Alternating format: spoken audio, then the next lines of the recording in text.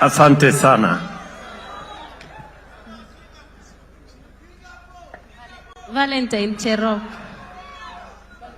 Yes. Asante sana Valentine. Just it. It's okay. Kwanza mimi nawakaribisha nyote, hamjambo? Mambo? Woza? Nyinyi mtanichanganya.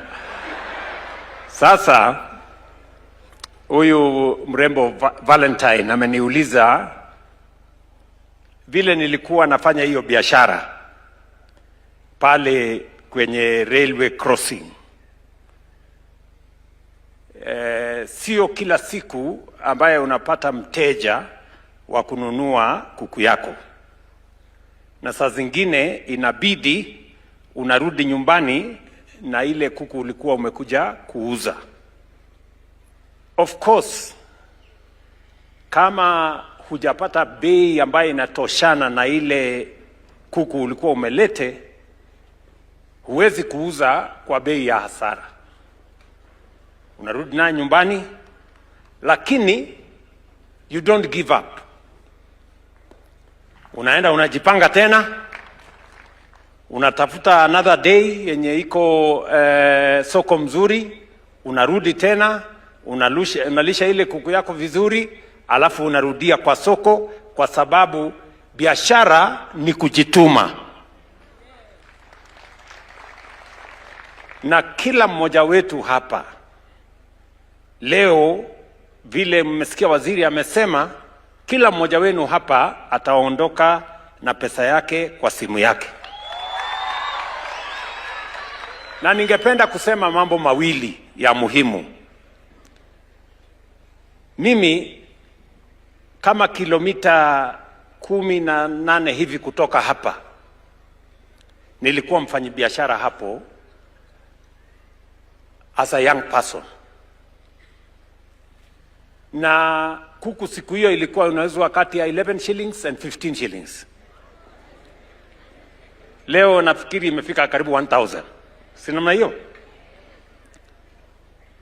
Lakini wakati huo tulikuwa na challenge kama hii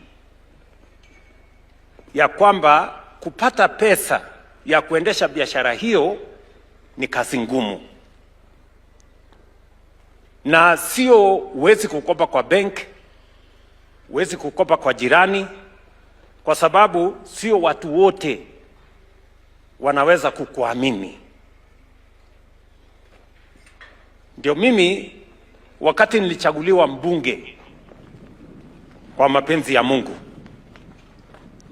nikaanza kufikiria how do we support people who have no access to credit, either in a bank, in a financial institution, or from families or friends. Ndio mara ya kwanza, kwa sababu wacha niwapatie story kidogo. Pale maili 9, many of you watu wa kutoka Kitale mlipitia pale roundabout hapo maili 9. Watu wa kutoka Kitale, watu wa kutoka Lodwar, wale mlitoka hiyo sehemu kule yote, Uasin Gishu the other side. Pale maili 9 kuna soko pale. Na kulikuwa na jamaa ako na 10,000. Anakuja hapo asubuhi, anampatia na kupatia shilingi 500. Unanunua mahindi chamusha, unanunua mandazi hapo, unanunua nini, unauza. Jioni unamrudishia 500 yake na shilingi 50 juu yake, 10%. Yani anakulipisha riba, interest ya 10% per day. Ni mnanielewa? Ndio sasa tukadesign Hustler Fund. Hustler Fund itakupatia shilingi 500 leo, lakini haiwezi kukucharge 10% per day. Itakucharge 8% per year. That is the difference. Nyie mnanielewa? There is a world of a difference, kwa sababu ile ya ule Shylock mwenye ako pale, ukihesabu 10% per day, that is 3,600% per year. And that is why watu wa chini wanalipa interest ya juu kuliko corporations. Safaricom, Kenya Breweries, Kenya Airways wanalipishwa interest ya 8%. Lakini mwananchi mdogo analipa interest ya 100, 200, 300%. That is the change we wanted to make. And that is why today, kwa hii mkutano, hakuna mtu hana account ya Hustler Fund. I can say that. Niulize, kuna mtu hapa kweli hana account ya Hustler Fund? Si kila mtu wako na account ya Hustler Fund hapa? Hebu nione wala watu wako na account ya Hustler Fund. Kila mtu, si namna hiyo? Sijasema kama umelipa ama hujalipa, hiyo ni yako. Si ndio? Lakini today in Kenya, any citizen, kila mwananchi yeyote, you can wake up one morning kwa simu yako and you can borrow money without knowing anybody anywhere, and you can be able to borrow money and go forward. Na ile amount utaweza kukopa inakutegemea wewe. The amount utakopa inakutegemea. Kama wewe ni mtu wa kukopa na kulipa, utapata zaidi. Kuna watu leo wanakopa kwa Hustler Fund 150,000 shillings. Wanakopa kwa Hustler Fund. Interest ya 8% per year. That is their choice. Lakini leo tumefika hapa kwa sababu beyond Hustler Fund, pia tumetambua ya kwamba kuna vijana wengi pengine hawajasoma sana, but they are the young people of our country. Pengine hawana skills, hawajaenda course yoyote, lakini ni watu ambao ni wa bidii na ni watu wa kujituma. Na tukasema we want to make this process of identification transparent and accountable. Ndio tukasema sio MCA atapendekeza,